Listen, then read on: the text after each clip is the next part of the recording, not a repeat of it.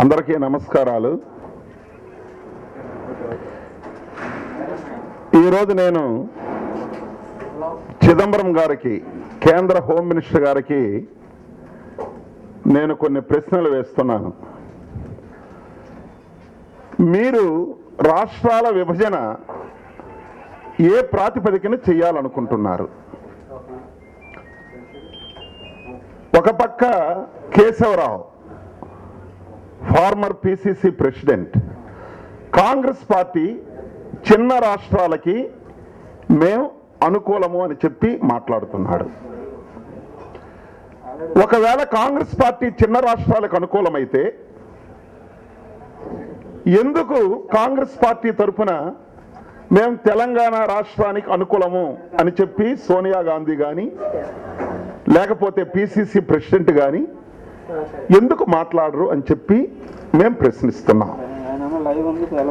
ఒకవేళ కాంగ్రెస్ పార్టీ చిన్న రాష్ట్రాలకే అనుకూలమైతే భారతదేశంలో రాష్ట్రాలు, చిన్న రాష్ట్రాలు ఏర్పాటు కావాలని దేశంలో మీ దగ్గర ఎన్ని పెండింగ్లో ఉన్నాయి? ఆ పెండింగ్లో ఉన్న రాష్ట్రాల గురించి ఒక రోడ్ మ్యాప్ కానీ మెకానిజం కానీ ఎందుకు మీరు ఏర్పాటు చేయరు? ఒక్క తెలుగు జాతినే చేల్చడానికి ఎందుకు మీరు ప్రయత్నాలు చేస్తున్నారు? దీని వెనక మీ రహస్య ఎజెండా ఏమిటి? దీని వెనక ఉన్నటువంటి కుట్రదారులు ఎవరు అని నేను అడుగుతున్నాను. తమిళ భాష 5000 సంవత్సరాల చరిత్ర అన్నారు. మాది ఏన్షియంట్ లాంగ్వేజ్గా కేంద్ర ప్రభుత్వం గుర్తించిందని. ఏం తెలుగు భాష ఏన్షియంట్ లాంగ్వేజ్గా మొన్ననే కదా గుర్తించారు? తెలుగు భాషకు కూడా 2000 సంవత్సరాల చరిత్ర ఉంది కాబట్టే మీరు ఏన్షియంట్ లాంగ్వేజ్గా గుర్తించారు. మరి అటువంటిది తమిళ రాష్ట్రాన్ని మాత్రం మేము ముక్కలు చెయ్యం. అటువంటి అభిప్రాయం వస్తే మొగ్గలోనే తుంచివేస్తామని చెప్పి నిన్న చెన్నైలో చిదంబరం గారు కరుణానిధి గారికి కలిసిన తర్వాత మాట్లాడతాడు. మరి 2000 సంవత్సరాల చరిత్ర కలిగిన మరి తెలుగు భాష మీద మీకు ఎందుకు దృష్టి పడింది? దీన్ని విభజించాలనే ప్రయత్నం మీకు ఆలోచన ఎందుకు వచ్చింది? పోనీ రాష్ట్రంలో, దేశంలో ఎక్కడా కూడా రాష్ట్రాల విభజన లేదు, ఒక్క ఆంధ్రప్రదేశ్లోనే తెలంగాణ రాష్ట్ర ఏర్పాటు కావాలి అనేది దేశంలో ఈ ఒక్క విషయమే వచ్చేటప్పుడు మీరు రోడ్ మ్యాప్ మెకానిజం గురించి మాట్లాడితే సమావేశానికి పిలుస్తున్నారంటే ఒక అర్థం ఉంటుంది. ఈరోజు కేంద్ర ప్రభుత్వంలో మంత్రిగా ఉన్నటువంటి విలాస్రావు ముత్తియార్ ఈరోజు ఒక లేఖ రాశాడు హోమ్ మినిస్టర్ గారికి. 100 సంవత్సరాల నుంచి మేము విదర్భ ప్రాంతంలో పోరాడుతున్నాం, మా సంగతి ఏమిటి? మీరు తెలంగాణ రాష్ట్రం గురించి ఏదో కన్సల్టేషన్స్ చెయ్యాలనే ఉద్దేశంతో మీరేదో రోడ్ మ్యాప్ అని చెప్పి మరి అన్ని పార్టీలకి లేఖలు రాశారు. మా సంగతి ఏమిటని చెప్పి ఈనాడు కేంద్ర ప్రభుత్వంలో మంత్రిగా ఉన్నటువంటి వ్యక్తి చిదంబరం గారికి లెటర్ రాస్తే ఈ రోజు వరకు సమాధానం లేదని చెప్పి నేను మనవి చేస్తున్నాను. ఇది ఒక కుట్ర, కాన్స్పిరసీ అని నేను నిన్న చెప్పాను. కాంగ్రెస్ పార్టీకి, టీఆర్ఎస్కి తెలుసు తెలంగాణ రాష్ట్రం ఏర్పాటు కాదని. టీఆర్ఎస్ తన ఉనికి కాపాడుకోవడానికి, ఎందుకంటే పూర్తిగా భ్రష్టు పట్టిపోయింది, ప్రజల్లో చులకనయ్యింది, ప్రజలు పూర్తిగా దాన్ని గుర్తింపు లేకుండా చేశారు కాబట్టి వాళ్ళు ఉనికి కాపాడుకోవాలి. కాంగ్రెస్ పార్టీ ఇతర రాజకీయ పార్టీల్ని గందరగోళం సృష్టించాలి, పార్టీల్లో భేదాభిప్రాయాలు తెచ్చి రాజకీయ లబ్ధి పొందాలనే ఆడుతున్నటువంటి నాటకమని నేను చెప్పాను.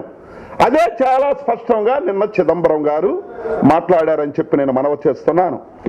వారు ఏం చెప్పారు? ఆంధ్రప్రదేశ్ ప్రజల అభీష్టం మేరకే ఏ నిర్ణయమైనా, నేను I'm quoting Chidambaram statement, Andhra Pradesh ప్రజల అభీష్టం మేరకు ఏ నిర్ణయమైనా అన్నారు. నేను నిన్న అదే చెప్పాను. ఆంధ్రప్రదేశ్ ప్రజలు, మెజారిటీ ప్రజల అభిప్రాయాన్ని దృష్టిలో పెట్టుకొని ప్రజాస్వామ్యాన్ని మండించి, ప్రజాస్వామ్యాన్ని గౌరవించి మీరు నిర్ణయాలు తీసుకోమని చెప్తున్నాం. ఇందులో ఎవరికి వ్యతిరేకం కాదు. ఈరోజు తెలంగాణ ప్రాంతానికి కానీ రాయలసీమకు కానీ ఎవరికి వ్యతిరేకం కాదు.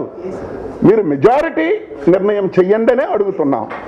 చిదంబరం గారు కూడా అదే చెప్పారు. కాబట్టి వారిలో స్పష్టత ఉంది, ఏకాభిప్రాయం అనే స్పష్టత ఉంది. ప్రజల అభీష్టం మేరకే మేము ముందుకు సాగుతామన్నారు. కాబట్టి ఈరోజు స్పష్టంగా వారు మాట్లాడుతున్నారు. నిన్న చెన్నైలో నేను ఎందుకంటే మొట్టమొదటి ఫస్ట్ టైం నేను ఇంటరాక్ట్ అయ్యి, నేను ఢిల్లీ రాజకీయాల్లో 15 సంవత్సరాలు ఉన్నాను, కేంద్ర మంత్రిగా చేశాను. కాబట్టి తెలుగువాడి తాలూకా గొప్పతనం, తెలుగువాడి తాలూకా ఖ్యాతి కీర్తి దేశంలోనే కాకుండా విదేశాల్లో సైతం మన వాళ్ళు రాణిస్తున్నటువంటి విధానానికి కొంతమందికి అసూయ అని చెప్పి నేను మనవి చేస్తున్నాను. ఈరోజు చిదంబరం గారికి నేను అడుగుతున్నాను, ఏమండి హోమ్ మినిస్టర్ గారు, తమిళనాడు రాష్ట్రాన్ని, దక్షిణ తమిళనాడుని రామదాస్ గారు సెపరేట్ రాష్ట్రం కావాలని అడుగుతున్నారు, దాన్ని మీరు మొగ్గలోనే తుంచేస్తామన్నారు. అసలు తమిళనాడు రాష్ట్రం ముక్కలు చేయడం అనే ప్రశ్న ఉత్పన్నం కాదు అని చెప్పి స్పష్టం చేశారు. అంటే ఆంధ్రప్రదేశ్ను ముక్కలు చేస్తే దక్షిణాదిలో తమిళనాడు ఒక బలమైన రాష్ట్రంగా ఉంటే అభివృద్ధి చేసుకోవచ్చనే ఆలోచన. ఇప్పటికే 60 మంది పార్లమెంటు సభ్యులు ఉంటే ప్రాజెక్టులన్నీ తన్నుకుపోతున్నారు. మొత్తం మనం ఫైట్ చేస్తున్నాం. రైల్వే ప్రాజెక్టులు, రోడ్డు ప్రాజెక్టులు, మరి గోల్డెన్ క్వాడ్రిలేటరల్ ప్రాజెక్టులు అన్నీ కూడా. మరి 60 మంది పార్లమెంటు సభ్యులు ఉండేటప్పుడే మన వాళ్ళు అడగలేక గట్టిగా పోరాడుతుంటేనే ప్రాజెక్టులు వెళ్తుంటే ఇంకా ఆంధ్రప్రదేశ్ చీలికలు పీలికలు ముక్కలైతే ఇంకా ఆంధ్రప్రదేశ్ అభివృద్ధి గురించి, మన ప్రాంతాల అభివృద్ధి గురించి రేపు ఢిల్లీలో మాట్లాడేవాడేమిటి, ఢిల్లీలో పలుకుబడేమిటి, మనకు గౌరవించేది ఎవరు అని నేను అడుగుతున్నా. ఇదే ఆంధ్రప్రదేశ్లో ప్రజలందరి తాలూకా ఆలోచన అని చెప్పి నేను మనవి చేస్తున్నాను. ఈరోజు పార్టీల్లో సంక్షోభాన్ని కుట్రపూరితంగా కల్పించారు. నేను అడుగుతున్నాను కాంగ్రెస్ పార్టీకి, సోనియా గాంధీ గారికి. ఇవాళ రాజయ్య గారు అంటున్నారు సోనియా గాంధీకి, ప్రధానమంత్రికి విమర్శించే శక్తి ఎర్రన్నాయుడికి ఎక్కడని. ఏం ప్రధానమంత్రి అయితే ప్రజాప్రతినిధే.